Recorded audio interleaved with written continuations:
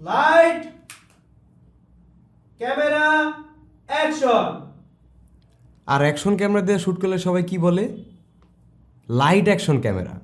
Action ক্যামেরার জগতে একছত্র রাজা হচ্ছে গোপ্রো। অ্যান্ড প্রতি বছরই অন্যান্য অ্যাকশন ক্যামেরা ম্যানুফ্যাকচার কোম্পানিগুলোও নতুন নতুন অ্যাকশন ক্যামেরা নিয়ে আসে এবং মার্কেটিং করা শুরু করে যে this is the new GoPro clear. But ultimately কিছুই হয় না, গোপ্রো আবার নতুন একটা মডেলের ক্যামেরা নিয়ে আসে অ্যান্ড সবের একদম ঘুষে মেরা উড়ে ফেলে। এ ফর আসল টেক চ্যানেলে তাই আজকে নিয়ে আসছি A for another action camera, সাথে আছে আমি আরিফুল ইসলাম ইমন অ্যান্ড আপনারা দেখছেন ATC and toto company.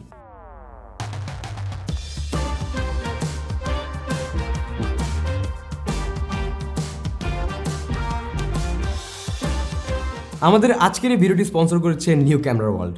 Jamuna future পার্কে তাদের আউটলেটটা আছে, তাদের কাছে সব ধরনের ক্যামেরা, অ্যাকশন ক্যামেরা, মাইক্রোফোন, মানে যত ধরনের ক্যামেরা অ্যাক্সেসরিজ পসিবল সবই পেয়ে যাচ্ছেন সেখানে। অ্যান্ড তাদের যাবতীয় ইনফরমেশন দেওয়া থাকছে ডিসক্রিপশন বক্সে, so go check them out. এই যে ছোট্টখাট্ট ক্যামেরা, এই জিনিস আপনি টেবিলে ফেলায় রাখবেন, চোখের নিমিষে দেখবেন যে কেউ পকেটে নিয়ে নিজের মনে করে হাঁটা দিচ্ছে। আবার এই ছোট ক্যামেরায় 5.3K 60 FPS এ ভিডিও শুট করতে পারবে, যেটা আমাদের লাখ টাকার সনি ক্যামেরাও পারে না। মানে বর্তমানে যেখানে আমরা দেখতেছেন এই ক্যামেরাটাও পারে না। কিন্তু তার মানে কি ব্যাপারটা এরকম যে এই গোপ্রো থেকে আমাদের সনি ক্যামেরাটা জট?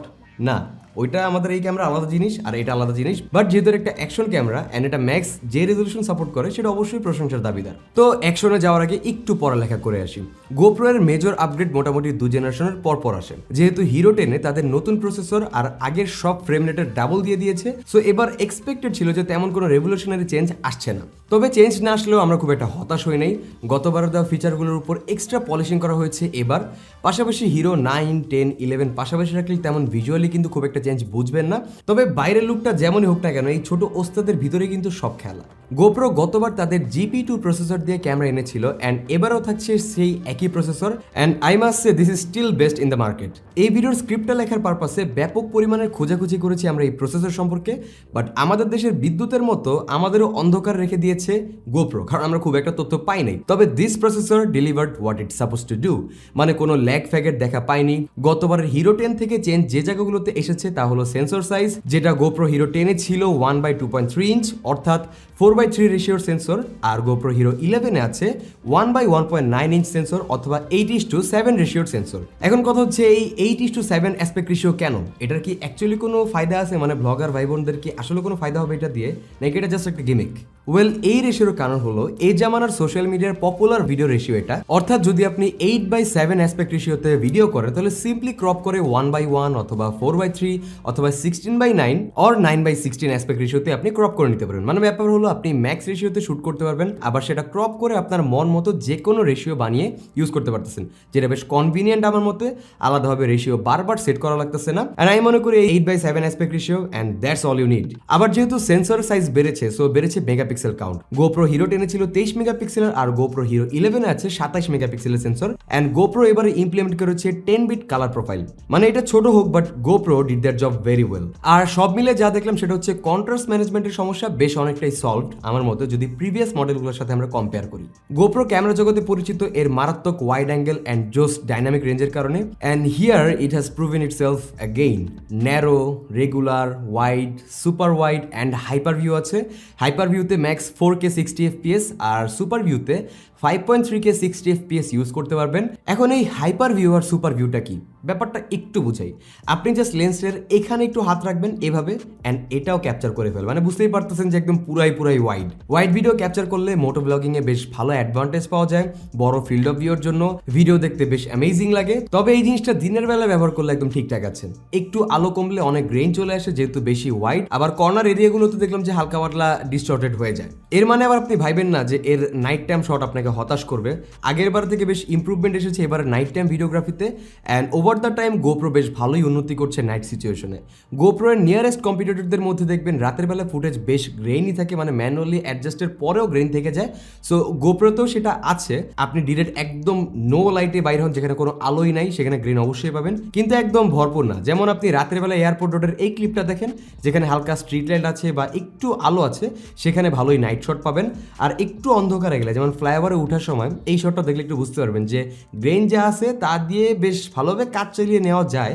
মানে রাতের বেলা এই ফ্লাইওভার দিয়ে ইসিবি চত্বর যাওয়ার সময় ভালোই অন্ধকার থাকে, তারপরও হিরো 11 নিজের পজিশন হোল্ড করে রাখতে পারছিল। অ্যান্ড মোটো ব্লগিং বাদেও এই ক্যামেরা নিয়ে আমরা সদরঘাটে চিপা হেঁটেছি, আগারগাঁওয়ের এলাকায় দৌড়িয়েছি, পাশাপাশি একে উড়িয়ে দিয়েছি, and the footage is just awesome. মানে গোপ্রোর ক্যামেরাতে যেমনটা আশা করেন ঠিক তেমনই পাচ্ছেন। গোপ্রো তাদের কালার অ্যালগোরিদম নিয়ে কাজ করছে বেশ অনেকদিন ধরেই, অ্যান্ড এই রেজাল্টটা দিন দিন ভিজিবল হচ্ছে। Better colour, better dynamic range, even auto মোডেও বেশ ভালো এক্সপোজার কন্ট্রোল হচ্ছিল। অ্যান্ড ইয়েস, গোপ্রোর বিখ্যাত বেশি শার্প করার টেন্ডেন্সি বেশ কিছুটা কমেছে। তাও মেজরিটিতে যেটা দেখলাম যে অনেকেই শার্পনেস কমায় ভিডিও করে, এবার পোস্ট প্রোডাকশনে এটা আবার অ্যাড করে নেয়, সো সেটা আমরাও করছিলাম। আর শ্যাডো আর হাইলাইটের ব্যালেন্সও বেশ ভালো ছিল, অ্যাটলিস্ট আমার কাছে ভালো লেগেছে এর নিয়ারেস্ট কম্পিটিশন থেকে। গোপ্রোর ক্যামেরা স্টেবিলিটি আগের থেকে গ্রেট পর্যায়ে ছিল, and hyper smooth 5.0 takes it to another dimension. এত রাফ ইউজ করেছি আমরা এটারে, যেমন বাইকে মাউন্ট করে ঝাঁকি ঝুঁকির মধ্যে দিয়ে চালাইছি, স্টিল এটা স্মুথ ছিল। এই জিনিস কেনার জন্য কিন্তু আপনাকে মোটো ব্লগার হওয়া লাগবে না। হিরো 11 ইউজ করা শুরু করলে আপনি নিজেই মোটো ব্লগিং শুরু করে দিবেন, মানে গ্যারান্টিড একটা অবস্থা। এছাড়াও গোপ্রো নতুন একটা ফিচার দিয়েছে যেটার নাম হচ্ছে লিনিয়ার প্লাস হরাইজন লক। এই মোডে আপনি যখন ক্যামেরাতে শ্যুট করছেন তখন ক্যামেরা নিজেই বুঝে নিবে যে সে কোন অ্যাঙ্গেলে আছে, and inbuilt real time process করে হরাইজন স্টেবল রাখবে একদম ফুল 360 ডিগ্রি অবধি। গত এক বছর বেশ ভালোই পপুলার হয়েছে টাইম ল্যাপস, সো এখানেও পাচ্ছেন বেশ অনেকগুলো time lapse feature as like light painting, এরপর স্টার ট্রেলস, এরপর ভেহিকল লাইট ট্রেলস ইনবিল্ট দেওয়াই আছে, যেটা বিগিনার টু প্রো সবার কাজেই টুকটাক আসবে আমি মনে করি। আর এবার হিরো 11 সর্বোচ্চ 2.7K বা 1080p-তে 240 fps পর্যন্ত স্লোমো ভিডিও করতে পারবে, আর 5.3K 60 fps পর্যন্ত ভিডিও করা সম্ভব, মানে যেটাও স্লোমো করা পসিবল। আর ভিডিওর পাশাপাশি স্টিল ছবিও পাওয়া যাবে বেশ ভালো রেজলিউশনে, অ্যান্ড কালার নিয়ে আমরা satisfied as a action camera.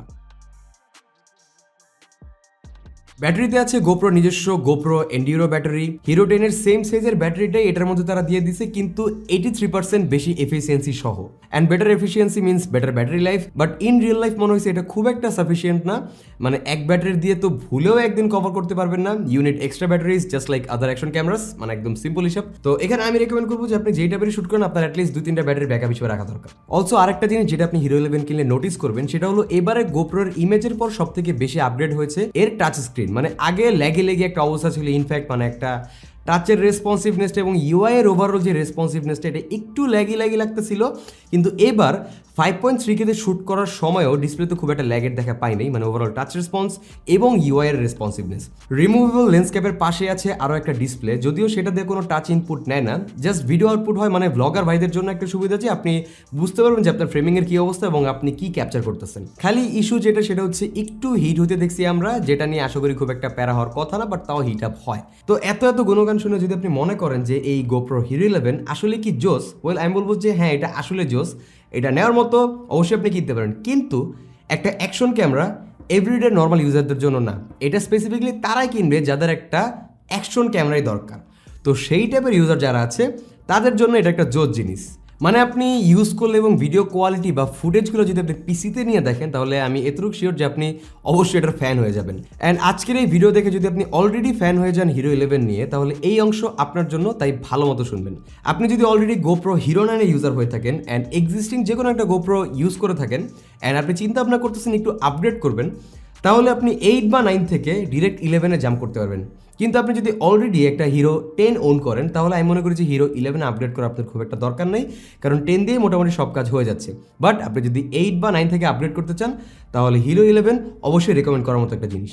আর যদি আপনি হিরো 10 ইউজার হন আর আপনার 8:7 aspect ratio and hyper smooth 5.0 plus 10 bit colour profile না লাগে তাহলে বলবো স্টিক উইথ গোপ্রো হিরো 10। তো বর্তমান বাজারে বেশ আগুন ঝরানোর দাম এই বান্দার, তবে আসার কথা হলো দাম কমছে। নিউ ক্যামেরা ওয়ার্ল্ডে একটু খোঁজ রাখতে পারেন দাম নিয়ে একটা আইডিয়া পাওয়ার জন্য। And when you are in the bazaar of action camera and you want to buy new one, this is the best one you can get. একদম সোজা হিসাব। আমার এখানে বেসিক্যালি খালি আফসোস হচ্ছে যে এই জিনিসটা যতদিন আমার কাছে ছিল আমি প্রচুর মোটো ব্লগিং টাইপের কিছু ভিডিও ক্যাপচার করছি, জাস্ট র্যান্ডমলি আমার হেলমেটের লাগে আমি যা পারছি শুট নিয়েছি, আর বাসায় যা পিসিতে দেখার পর নিজের খুব একটা ভালো লাগছে। বাট যেহেতু এটা ফেরত দিতে হবে তো এখন আমি আর ইউজ করতে পারতেছি না, সেটা আমার জন্য একটু স্যাড। বাট আমার মাথায় চিন্তা ভাবনা আছে যদি মোটো ব্লগিং শুরু করি তাহলে এটা একটা কিনবো। তো যাই হোক, this is Ariful Islam Emon. GoPro Hero 11 নিয়ে যা টুকটাক বলা দরকার ছিল সব কিছু আপনাকে জানাইছি।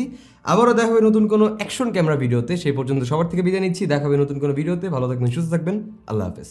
ফোনের রিভিউতে আসবেন না? হ্যাঁ, ফোনের রিভিউতে আসবো।